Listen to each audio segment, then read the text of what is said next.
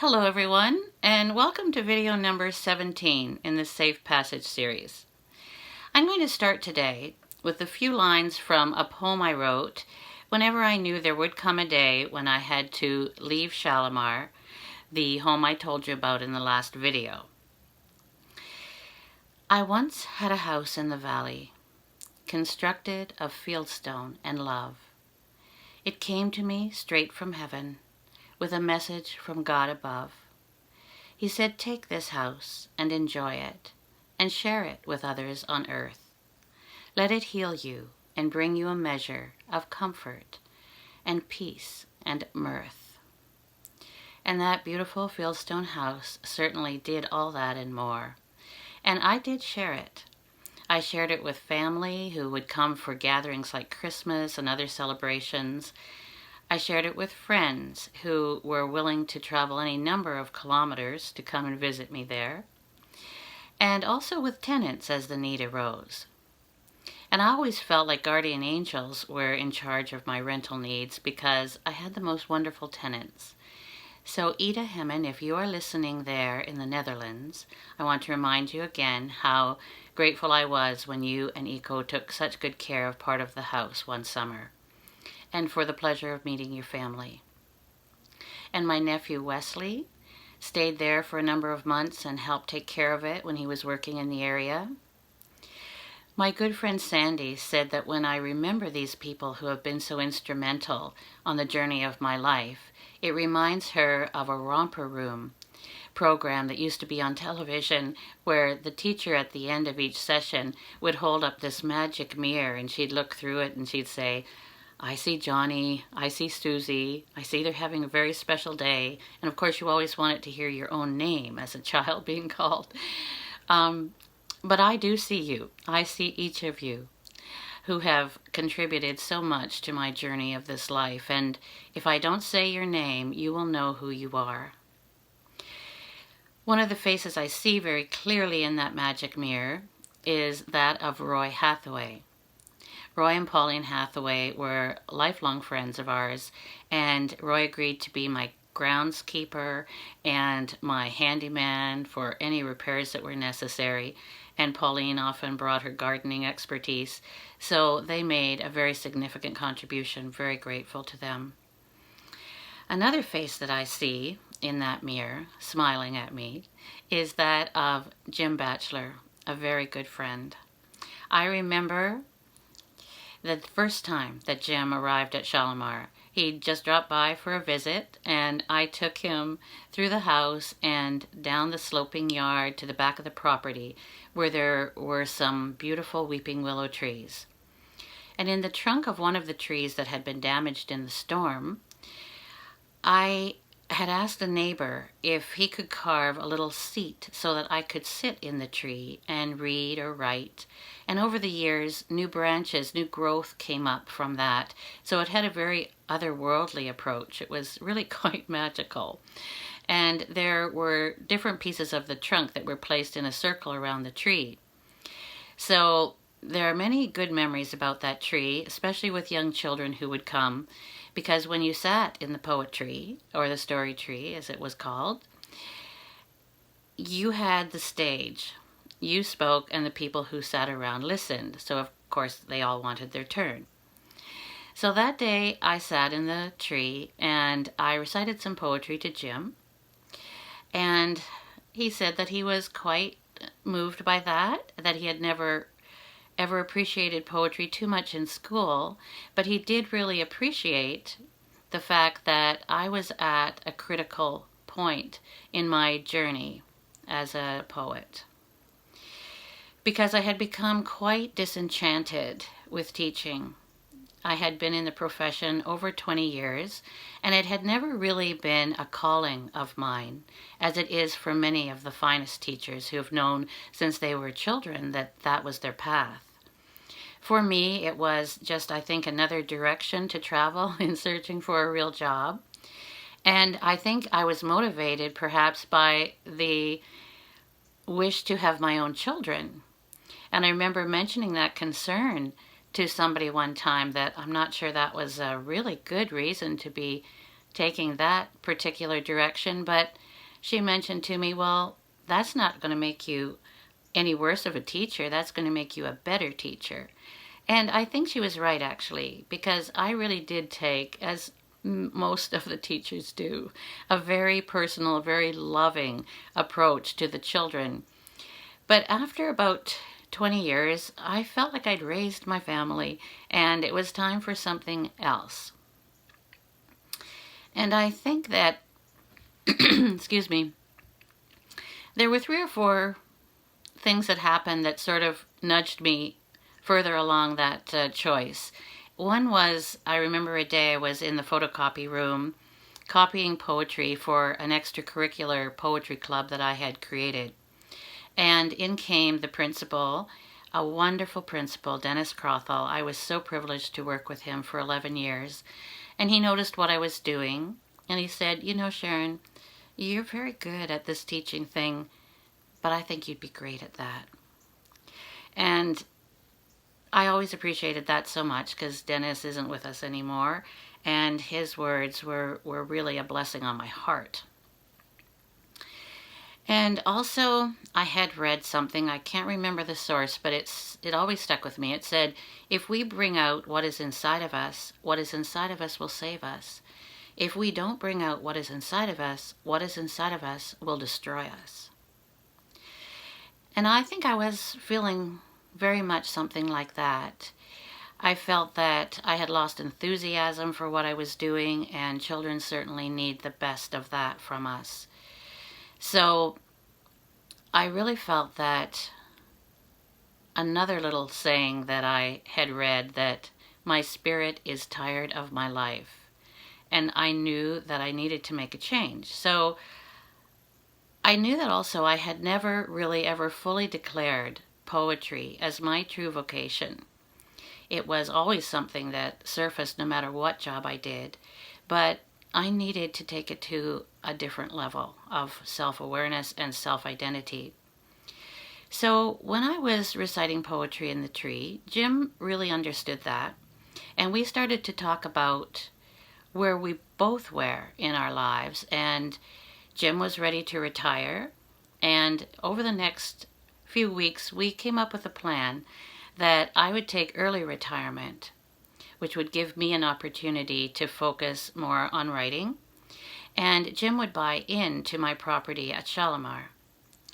And that's what happened. We decided that we would make an agreement for 3 years and reevaluate at the end of that period.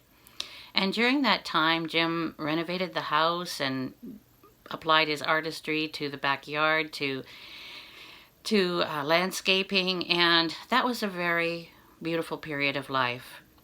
And what Shalamar became then was more like a very good friend to me, and a very generous friend who could give us money to go away in the winter and become snowbirds, because we would rent out the entire house for the winter to skiers, and then with that income we could leave.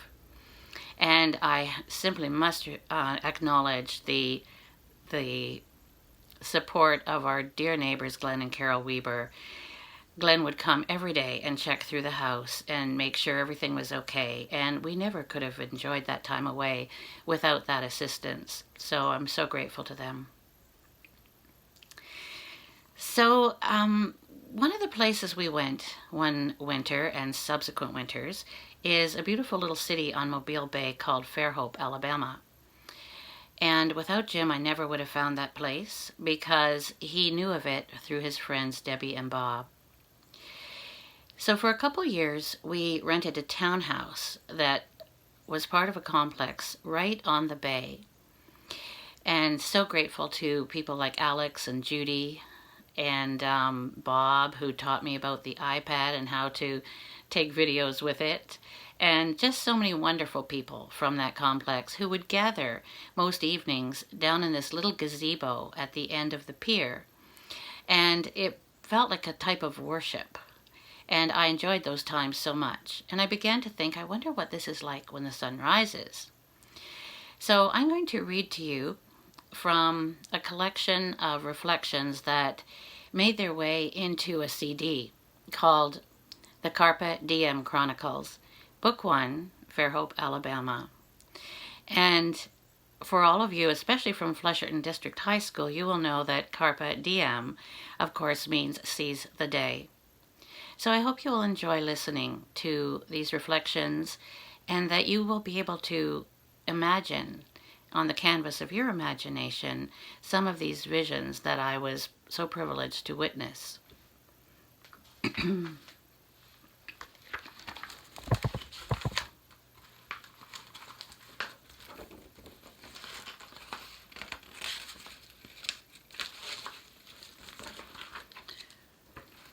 Before long, I began to visit the pier every morning to experience the rising sun as it heralded each new day. What I discovered was a gallery of masterpieces so breathtaking that reflections just naturally began to flow through my mind in waves of awareness. I began to appreciate how the sky is like a magnificent scroll where all the mysteries of eternity are written in secret code. All the lessons we need to learn are inscribed in the shapes of clouds, the spectrum of colors, and the heavenly bodies that comprise our universe. Our task is to decipher the messages, to understand the timeless truths, and to live in harmony with the laws of the universe. The Carpe Diem Chronicles are my attempt to interpret some of the information I have gleaned during my years upon this magnificent earth. One early morning, I observed a crescent moon as the sole inhabitant in the theater of a cloudless sky. Slowly, the Sun Queen, draped in midnight blue, made a dramatic entrance upon a waiting stage. In a provocatively slow dance, she gradually unfurled her splendid robe to reveal a lining of exquisite pinks and yellows. When fully extended, the robe stretched across the horizon, its hem encircling the sky as far as the eye could see. Every morning across eons of time, this performance has been repeated with comforting continuity. Like a fashion diva on a runway of sky, the Sun Queen daily displays her extensive wardrobe with its endless variety of textures and colors. Every day my eyes were raised skyward to witness a constantly changing tableau whose patterns were never repeated in exactly the same configuration. The importance of living in the moment was singing its truth to me, in the realization that what I was observing would never come again in exactly the same design. One early morning, in that magical moment when darkness and light changed shifts in the sky, a bank of gray clouds underwent an amazing transformation. Like images unfolding in time-lapse photography, pink brushstrokes quickly edged away the grayness until the color of fresh rose petals claimed its rightful place on the canvas of the sky. Such a beautiful sight symbolized for me the changing seasons of our lives, our passage from times of sorrow to times of joy, from despair to hope, from confusion to clarity, from anger to forgiveness. As I thought about this concept, I began to see an association between specific colors and the emotions we experience in a lifetime. We each carry a spectrum of colors every day in our hearts, colors that filter the essence of our soul's identity and influence our perspective on every situation. Each color has its role to play in the emotional palette of our earthly journey. And then I go through all the colors and make those associations. I'll just share a few of them with you today. Today I carry pink, the color of life unfolding in unexpected ways. The whispered reverence on the lips of a child. The revealing blush on the shy surface of truth. The delicate skin of forgiveness on a wounded ego. Just as surely as goodness and mercy shall follow us all the days of our lives, The softness and promise of pink will reawaken the sleeping dreams in our heart. Today I carry lavender, a spiritual color filled with the fragrance of lilacs. Lavender, the misty uncertainty of indecision, the fragile cup of compromise, the color of comfort and encouragement, the sigh of contentment in a peaceful heart. Lavender, the color of answered prayers. Today I carry blue, the color of our highest values and aspirations, the heron feathered wing of divine protection, our limited understanding of the perfect world, the translucent shell that conceals our true identity, the lake of tears that remembers our sorrows, an attitude that changes with the turquoise light of new perspective. In the color blue, God signs his signature on his promise that we are never alone in this vast universe. Today I carry orange, imagination's dance on an untraveled path, bravado's youthful acceptance of a reckless dare. Orange, the unexpected strength that pulls us back from the edge of despair, the tenacious flame in the human will to survive, the relentless energy that lifts us from inertia and propels us forward, the bird of paradise in our soul that sings its song of beauty even in the dark night of our deepest longing. Today I carry gray, a pause in the celebration of life where we may appreciate our many blessings. Silence and awe are undertones in the color gray, a reminder that to everything there is a season and a time to every purpose unto heaven. Gray is the color of maturity, an acceptance of that which we cannot control. Gray is the rock of refuge we find in others, the pillar of strength they find in us. Just as gray clouds will eventually disperse, times of sadness will pass from our lives, and once again we will view the world through the pink lens of happiness. And it strikes me that this time of COVID-19 is like a pause in time where we really do reevaluate what is most important to us. And hopefully when this time of sadness passes, we'll have a new normal that will be even more brilliant when we look at it through the pink lens of happiness. So thank you once again for listening. I hope you'll tune in next week for the last video in this particular series. And I thought that I would post it on Wednesday next week because I'd like it to coincide with my entry into the 7th decade of my trips around the sun. I know some people are reluctant to share their age, but perhaps it's because I'm a Leo and apparently we have a more than healthy dose of pride sometimes. But I'm proud of my years, of the gray hairs, of the wrinkles.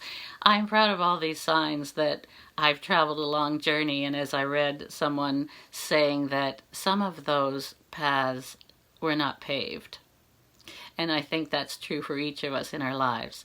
But we survive, we thrive, and we look forward in our lives to the great surprises that might be right around the corner.